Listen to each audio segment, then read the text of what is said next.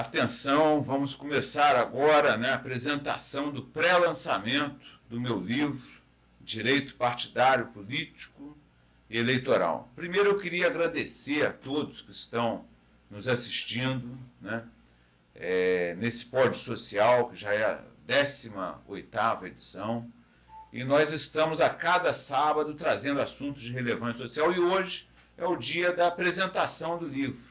Então eu queria começar falando um pouco do autor, na verdade sou eu, então falar um pouco da minha trajetória até aqui, e por que eu escrevi esse livro, e por que esse livro é importante, e quem são os leitores interessados nesse livro de direito partidário, político e eleitoral.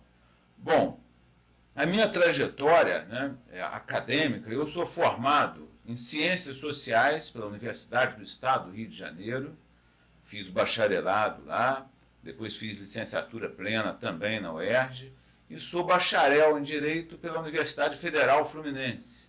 Depois fiz prova da OAB, passei a ser advogado, fiz pós-graduação na Escola da Magistratura do Estado do Rio de Janeiro e mestrado em Direito Eleitoral, Direito Político, na Universidade Cândido Mendes.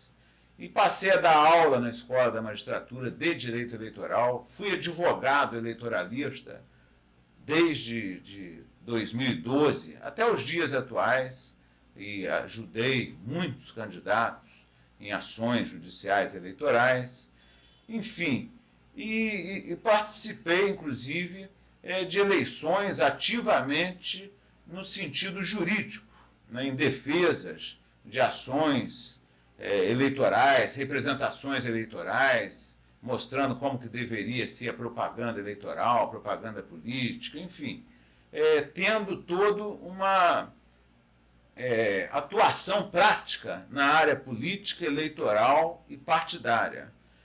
E aí o que acontece? Essa experiência acabou me revelando que o Brasil ele é uma democracia em construção. Eu entendi que o povo brasileiro ele tinha que saber o que é democracia. Então, passando aí essa questão, eu me apresentei, queria agradecer também ao doutor Arthur Leão e à doutora Isabelle Tavares, que foram os advogados que escreveram o prefácio do meu livro, agradecer também à Fundação Eça de Queiroz, em Portugal, que vai ser o local do primeiro lançamento físico do livro, vai ser na Fundação Eça de Queiroz, e também aproveitar para falar com vocês que o livro já encontra-se à venda, na pré-venda com preço promocional. O livro ele custa R$ 140 e está com 20% de desconto.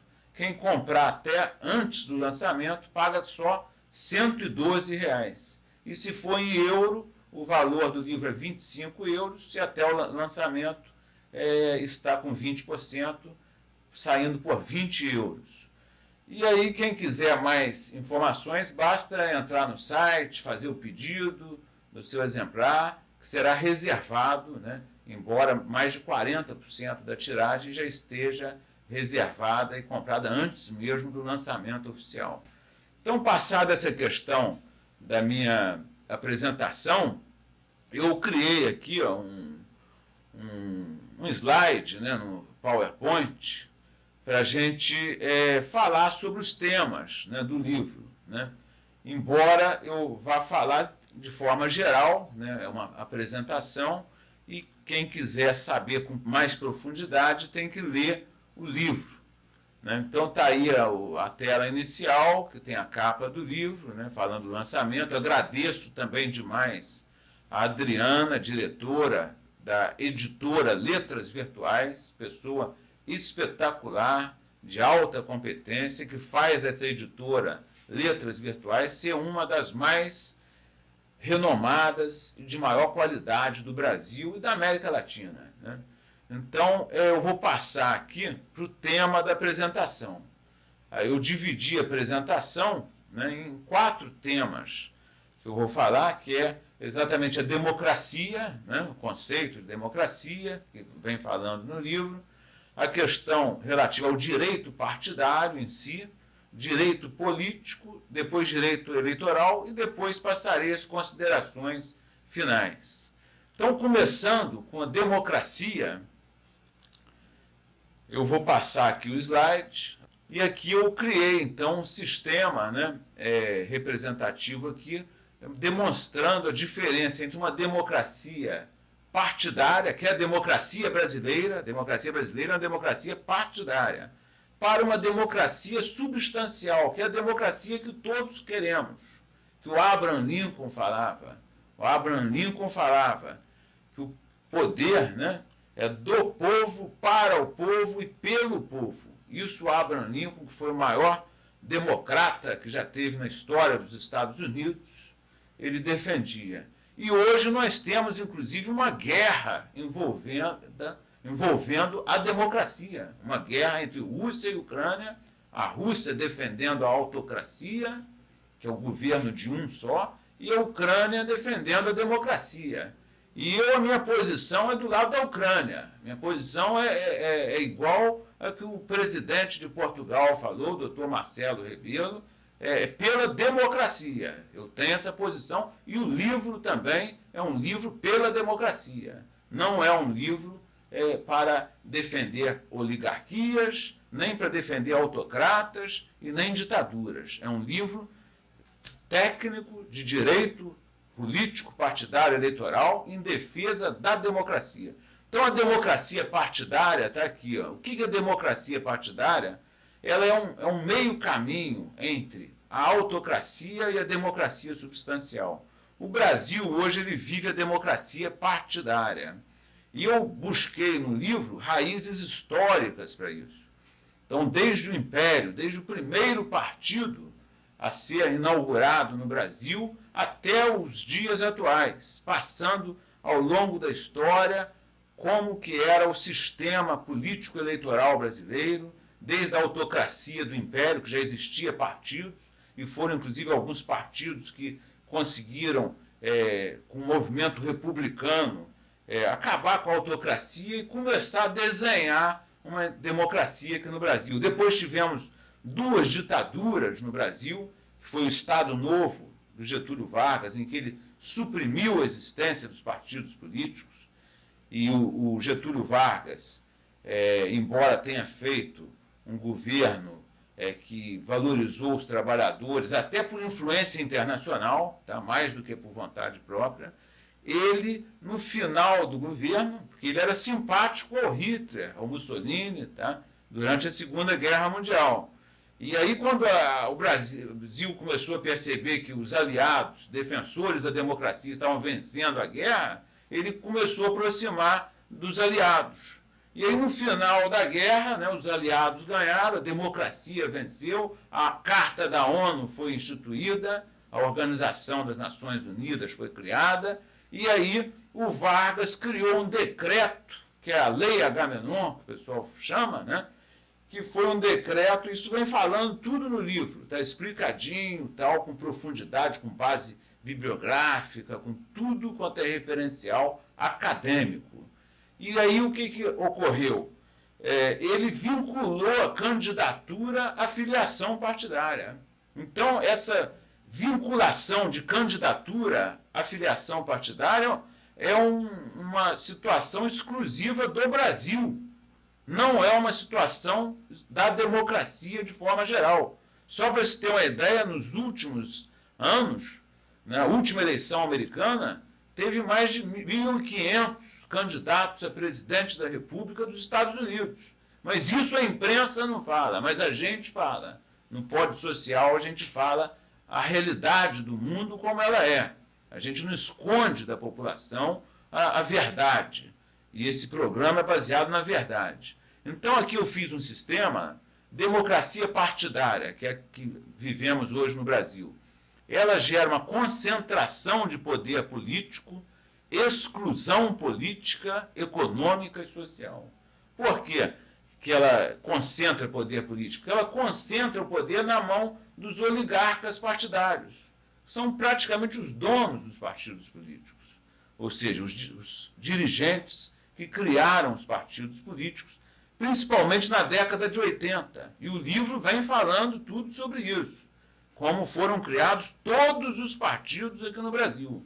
Não tem um partido que não está sendo falado no livro como foi criado. E na década de 70, né, em plena ditadura militar, também teve uma pressão internacional para acabar com a ditadura no Brasil. E aí o governo Figueiredo criou uma lei orgânica dos partidos políticos, que autorizava a criação de partidos políticos por apenas 101 pessoas. Não tinha apoiamento mínimo, é bom deixar isso claro. O apoiamento mínimo de quase 1 milhão de pessoas, que está no livro, é 0,5% do eleitorado, dividido por 1/3, isso aí veio com a Constituição de 88.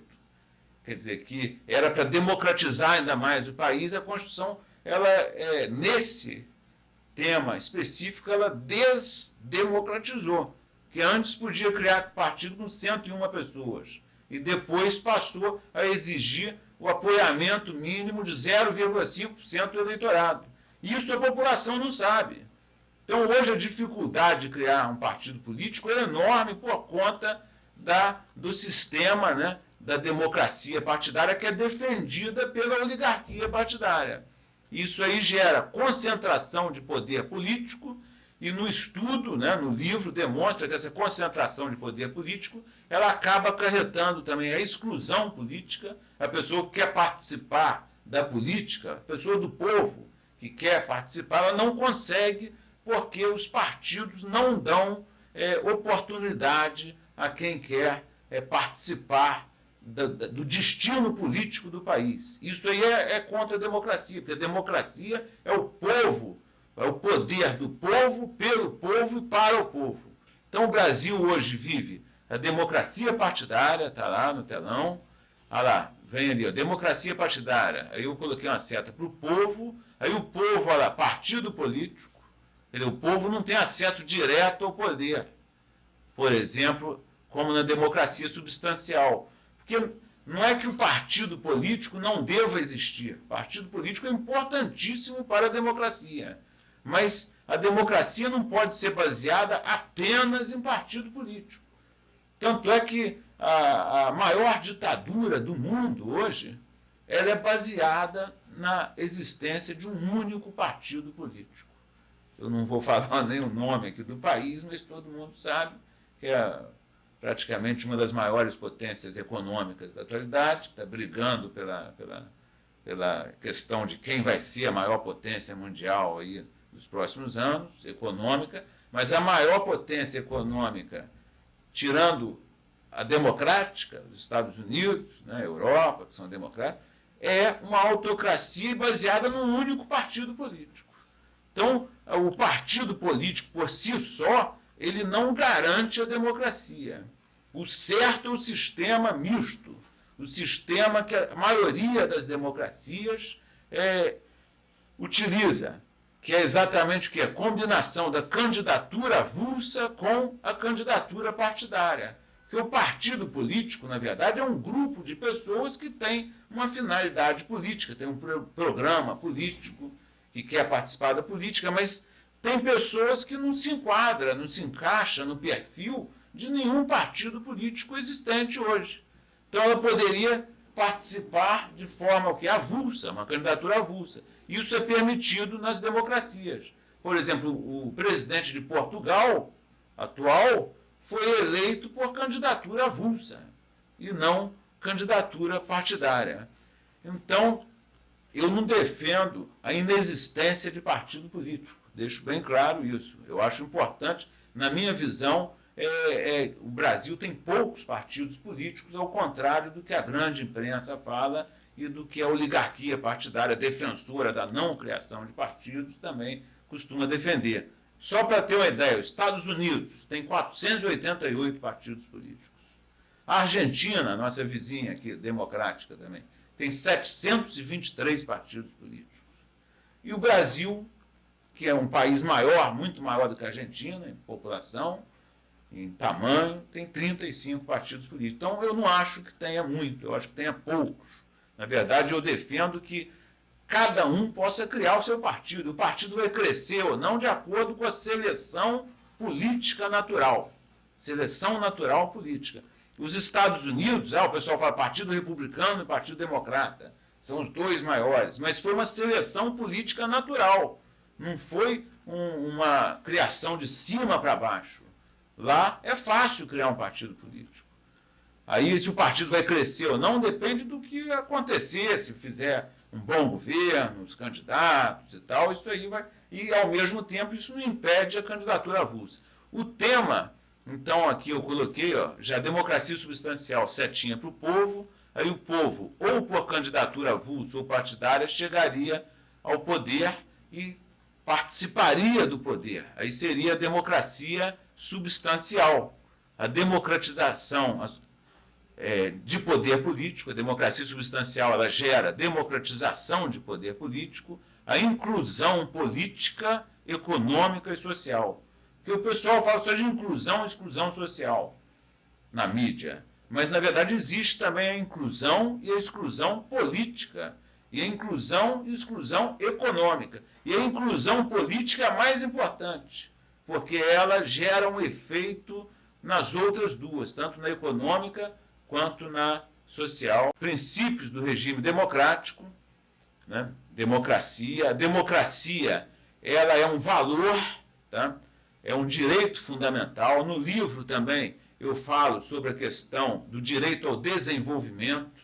O direito ao desenvolvimento é um direito fundamental, novo, historicamente falando.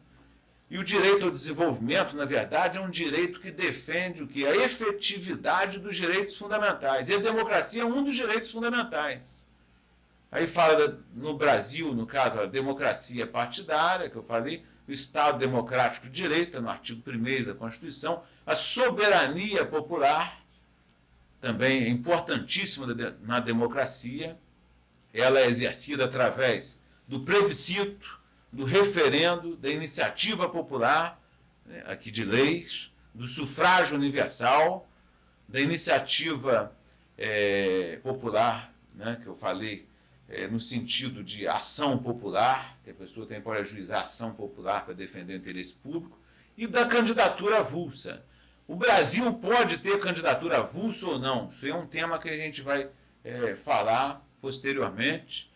O Supremo Tribunal Federal está para decidir essa questão em repercussão geral, e já fica aqui a minha opinião como jurista e doutrinador de direito, que eu sou plenamente favorável à candidatura avulsa, porque ela é mais coerente com o sistema democrático mundial hoje, o sistema democrático europeu, Estados Unidos, aqui da própria América Latina, porque ela permite maior participação do povo no destino do Brasil, do país, do Brasil. E aqui vem outros princípios, federativo, sufrágio universal, moralidade, probidade. Probidade é honestidade, anualidade. Esse princípio da anualidade agora só se refere à lei, tá? Não mais à filiação nem a domicílio eleitoral. Isso aí cai em concurso público também, tá, pessoal? Então, por exemplo, agora a pessoa, para ser candidata no Brasil, ela tem que ser filiada 6 meses antes da eleição e domiciliada eleitoralmente também 6 meses antes da eleição no domicílio eleitoral. Isso aí cai em tudo quanto é prova de direito partidário, eleitoral, em concurso público. Vai ter um concurso TRE aí, que estão anunciando. Eu aproveito para dar essa dica. Né? Como professor, a gente sempre quer o bem dos nossos alunos também, né?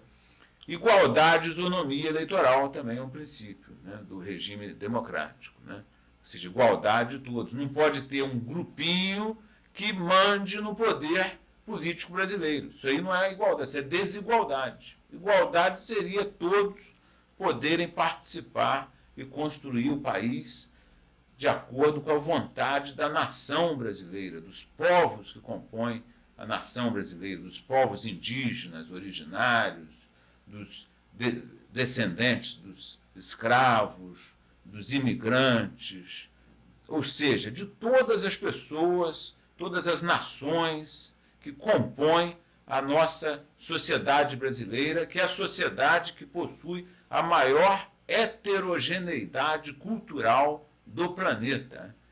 Então, já é tempo de nós buscarmos uma democracia substancial no Brasil.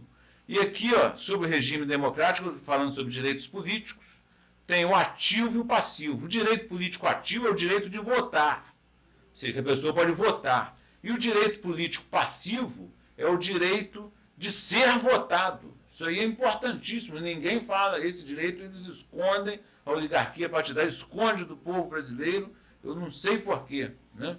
Quer dizer, eu sei porquê, né? Estou aqui brincando, né? Mas é uma coisa muito séria. O direito político passivo é o direito político de ser votado. Agradeço a presença aqui no estúdio de um dos que fizeram o prefácio do livro, nosso querido amigo Dr. Arthur Leão. E aqui tem os direitos políticos da privação, né? Por exemplo, tem perda de direito político, tem impedimento, tem suspensão. Eu vou passar para outros temas, que é o direito partidário. Agora é o segundo tema que ia falar. Então tem aqui o direito partidário constitucional. Existem princípios aplicáveis aos partidos políticos e aos mandatos. O principal é o da fidelidade partidária e também a vedação do partido político de ter cunho autocrata, ser contra a democracia, de ter movimentos paramilitares em partidos políticos. Isso aí é proibido pela Constituição Federal do Brasil. E também a garantia da autonomia partidária e da fidelidade partidária. A fidelidade partidária é que o mandato, né, eleitoral, o mandatário, né, o deputado, o senador, ele fica vinculado ao partido político, às determinações do partido político. Isso aí pouca gente sabe disso aqui no Brasil, por isso que é importante ler o livro, porque o livro aprofunda a matéria. Por exemplo, se um deputado for votar uma questão no Congresso Nacional e o dirigente partidário falar, você tem que votar sim, e o deputado votar não, o deputado pode ser expulso do partido e perder o mandato. E entra o suplente no lugar dele. Então, quem define, na verdade, o que vai ser votado lá é quem está fora do Congresso Nacional. É o dirigente partidário. Sem ninguém fala isso. Agora, tem algumas questões, né, de direito partidário que são exceções. Por exemplo, se o deputado estiver sendo perseguido pelo partido e tal, ou se o partido começar a modificar muito o programa partidário, ele pode manter o mandato com ele, mesmo saindo do partido. Há exceções, há 4 exceções que estão também no livro. Tá? Então, quem quiser, isso é assunto de extrema importância para todo político.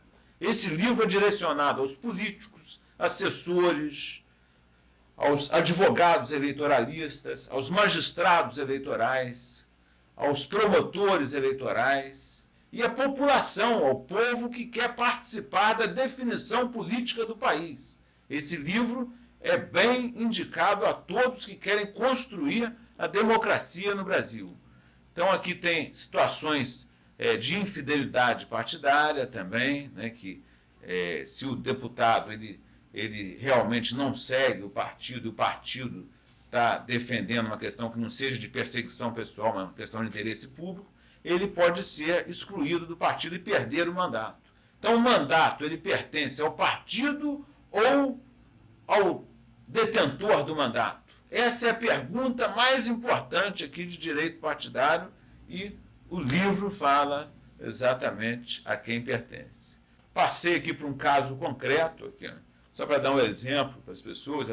João é eleito vereador do município X, pelo partido PX. No primeiro ano de mandato, João resolve pedir seu desligamento do partido PX e se filia ao partido PZ. O partido PX ajuiza a ação em face de João e de PZ e pretende a decretação da perda do mandato eletivo do réu sob o fundamento de que o mandato pertence ao partido e não ao candidato eleito. Em contestação, João alega que a norma constitucional da fidelidade partidária não o proíbe de trocar de partido e que ele se desvinculou do partido do qual foi eleito para se vincular a um novo partido político. Saneado o feito, decida a questão fundamentadamente. Isso é uma questão de toda hora na justiça eleitoral para decidir, né, se o mandato aqui, nesse caso, o João, olha, ele saiu do partido e ingressou num novo partido político. O partido antigo de João tem direito ao mandato ou não? Isso acontece em tudo quanto é Câmara de Vereadores, Assembleias Legislativas, no próprio Congresso Nacional, e o mandatário fica na dúvida, a assessoria também, não sabe o que fazer, e aí vai falar isso. Qual é a defesa? O mandato pertence ao partido, tá? Isso está no livro, mas tem 4 exceções. Essas exceções estão no livro. Esse aqui é um caso de uma das exceções que eu estou colocando aqui, mas tem 3 outras, né, que faz com que o mandato persista com o candidato eleito e não com o partido. João tem razão, porque uma das exceções é quando é criado um novo partido político e a pessoa tem a opção de sair do partido antigo e entrar no novo partido político. Isso aí não faz ela perder o mandato, isso aí não caracteriza infidelidade partidária. É uma das 4 exceções. As outras estão no livro, é só vocês adquirirem pelo preço promocional, né, nessa fase de pré-lançamento. Aqui eu coloquei a solução, né, porque isso é uma questão que podia cair, por exemplo, num concurso para a magistratura, para o Ministério Público. O partido, a solução que eu sugeri para a questão, como professor de direito eleitoral, o partido PX, juíza perda de mandato eletivo em face de João e PZ. A defesa alega no mérito que a desfiliação de João do partido PX ocorre porque ele opta por se filiar a um novo partido PZ recentemente criado. A criação de um novo partido é justa causa, é uma justa causa para a desfiliação partidária, sem que esta configure ato de infidelidade partidária. Considera-se justa causa. Aqui estão as 4 questões, vou passar rápido aqui. Está no livro, incorporação, ou fusão e criação de partido. Ademais de tratar de cargo majoritário, esse não pertence ao partido, mas ao mandatário eleito. Aí tem também a questão do cargo majoritário, né? Ao contrário, o cargo legislativo pertence ao partido e não ao candidato eleito. Do exposto deve ser julgado improcedente a pretensão do autor. Do autor, na verdade, é o partido PX, ou seja, o mandato continua com João, porque primeiro, ele é parlamentar, então aplica a fidelidade partidária. Se ele fosse detentor de cargo majoritário, presidente da República, governador, prefeito, não tem esse sistema de fidelidade partidária. Aí o mandato pertence ao mandatário. Está tudo explicadinho no livro. Quem quiser, compre o livro, vai ter lá bastante questões. O caso concreto 2 é o que está para o Supremo julgar. E a resposta está no livro também. O pré-candidato X requer o registro de sua candidatura avulsa no prazo legal ao cargo de prefeito. O ano que vem tem eleições, né, para prefeito, eleições municipais, 2024. Contudo, o partido PZ ajuiza ação de impugnação sob a alegação de que o requerente não é filiado ao partido político. Em contestação, o réu alega que sua candidatura é baseada no artigo 23 do Pacto de São José da Costa Rica, combinado com o artigo 5º da Constituição. O Ministério Público opina pelo indeferimento do registro do candidato X. Conclui os autos para aprovação de sentença. Qual a definição do Supremo Tribunal Federal para candidatura avulsa? Isso está no livro também, né, num julgado de relatoria do ministro Barroso, né, e ainda não foi julgado, mas está no livro qual é a tendência, né, se vai poder ter candidatura avulsa ou não. Inclusive é um tema que deveria ser julgado esse ano, né, até para facilitar a democratização do país nas eleições do ano que vem. Então, no livro explica tudo isso. Partido político, né? Aqui tem outro sistema, princípios, a autonomia partidária e fidelidade partidária, são os 2 principais partidos ligados ao partido político. Vedações constitucionais, eu já falei que é questão paramilitar, partido não pode ter isso, nem defender a autocracia. A natureza jurídica do partido político, é uma pessoa jurídica de direito privado, é um direito fundamental também, né? E está lá no artigo 44, 5, quinto, né, do Código Civil, a natureza jurídica do partido político, é uma pessoa jurídica de direito privado. Então, isso aí é sobre direito partidário, ainda falando, ela conceito, ela fidelidade partidária, ela é o conceito. O que é fidelidade partidária? Impõe que o mandatário popular paute sua atuação pela orientação programática do partido pelo qual foi eleito. E aqui tem as exceções da justa causa, que o candidato pode se desvincular do partido sem perder o mandato, o candidato proporcional, estou falando isso para deputados, vereadores, os assessores, advogados eleitoralistas, isso está tudo no livro. Direito político. Agora é outro tema também que eu vou falar rapidamente, dar uma geral, porque a profundidade do tema está tratado no livro. Então, olha lá, ó, soberania popular. Aí aqui vem a questão do voto obrigatório, né, que é uma situação estranha. Tá? O voto obrigatório não é uma cláusula pétrea, isso aí cai em tudo quanto é concurso público também, tá? De direito constitucional, em direito partidário, direito eleitoral, porque o voto obrigatório ele não é uma cláusula pétrea, porque o correto mesmo no sistema democrático seria o voto ser facultativo. Por que a pessoa tem que ser obrigada a ir votar? Tem gente que não quer votar, ela não se identifica com nenhum candidato, não quer votar. Ela é obrigada a ir até lá, gastar passagem, dinheiro, às vezes de transporte, apertar lá na urna nulo, ou voto em branco. Quer dizer, qual o objetivo disso? Não seria mais fácil colocar o voto facultativo? E pode ser feita essa mudança na Constituição, porque o voto obrigatório não é uma cláusula pétrea. O voto universal é cláusula pétrea. Tá? O voto secreto é cláusula pétrea. Mas o voto obrigatório não é. Então, isso é o direito de votar. Então, a soberania popular ela é exercida pelo direito de votar e também pelo direito de participar, ou seja, o direito de ser votado. Aqui, ó. Eu coloquei uma seta aqui, ó, a candidatura vinculada a partido em cima, que é a situação da democracia partidária hoje existente no Brasil, e candidatura avulsa, uma interrogação, repercussão geral no Supremo Tribunal Federal. Direito de ser votado. Hoje o brasileiro está com o seu direito de ser votado alijado.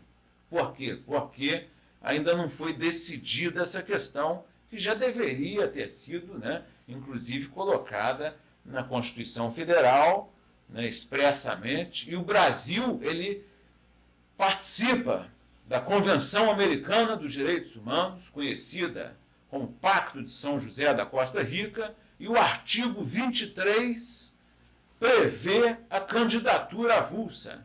E esse Pacto de São José da Costa Rica é um tratado internacional de direitos humanos, foi recepcionado pelo Brasil pelo Decreto Presidencial 678 de 1992. Então, na verdade, a candidatura avulsa, juridicamente, ela já existe no país, tá? Porque ela é uma norma, seria uma norma supralegal.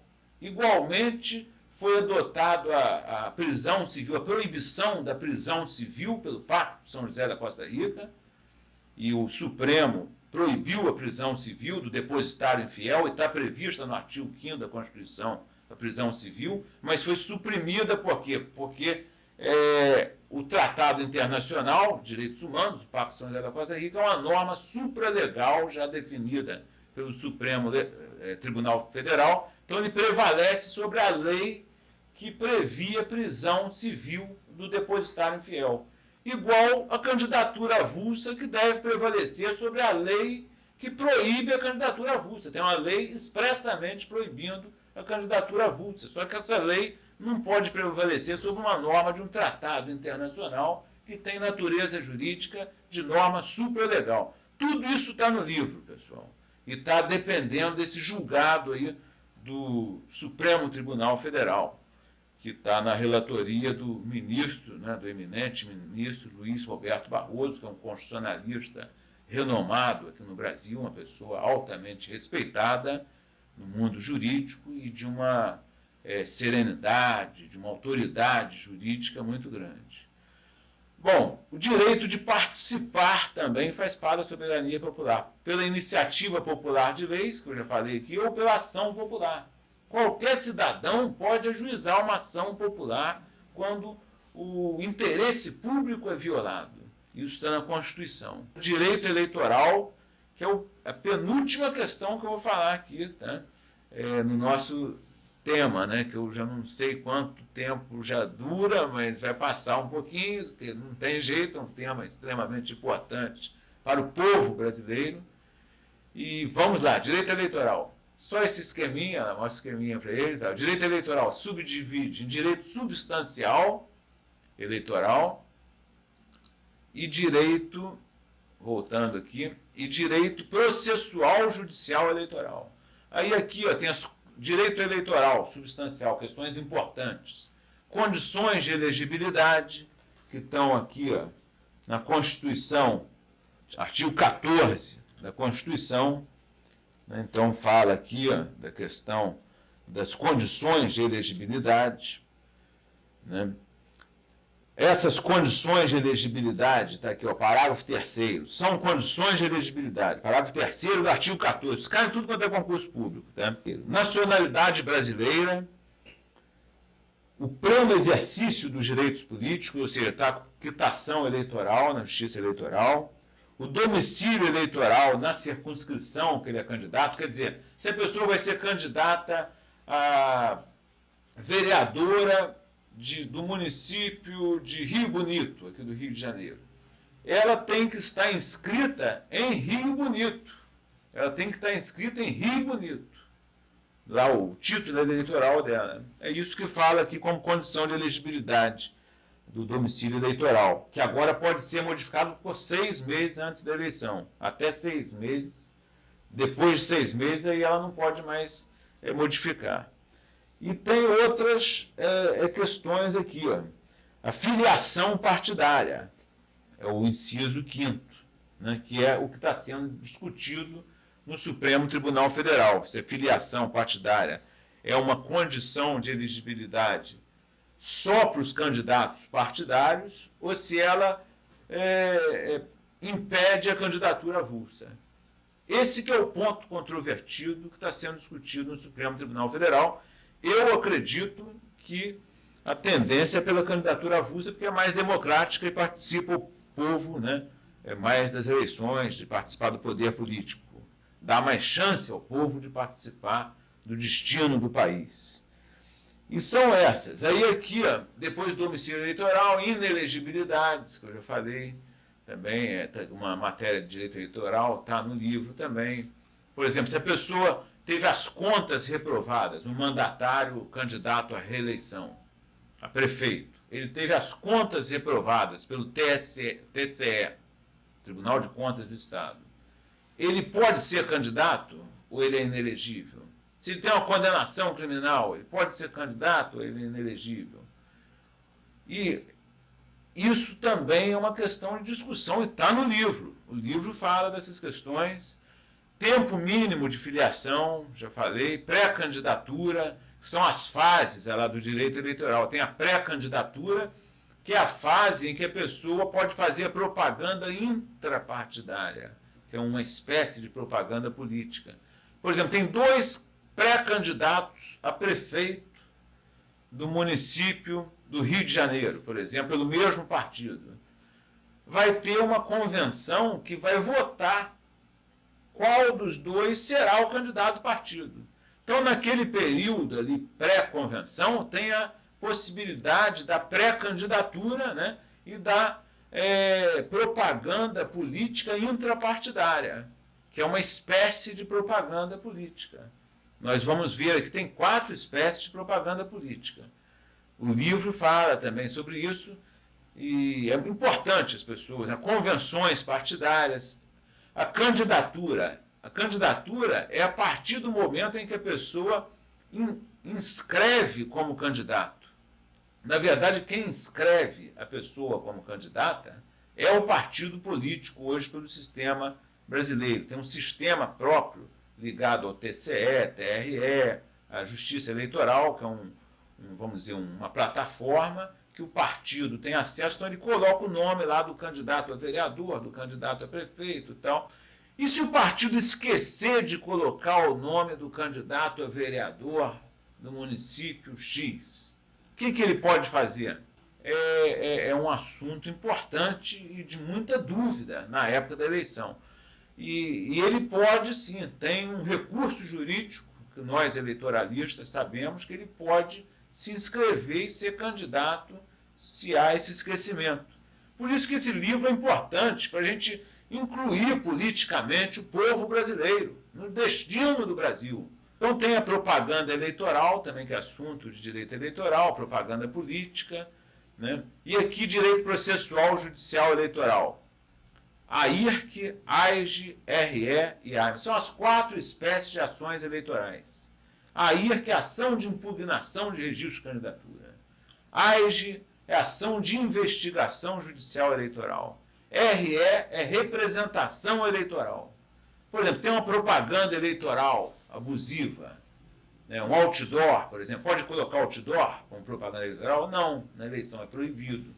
A pessoa coloca outdoor e alguém vai lá, né, algum legitimado, e faz uma representação eleitoral. Aquilo ali gera uma ação judicial na Justiça Eleitoral que tem esse nome de representação eleitoral, mas a natureza jurídica é de ação judicial eleitoral. Isso cai em tudo quanto é concurso público. E pega todo mundo. O cara olha, pô, representação não tem natureza de ação, e é uma ação judicial eleitoral. E a AIME, que é a ação de impugnação de mandato eletivo.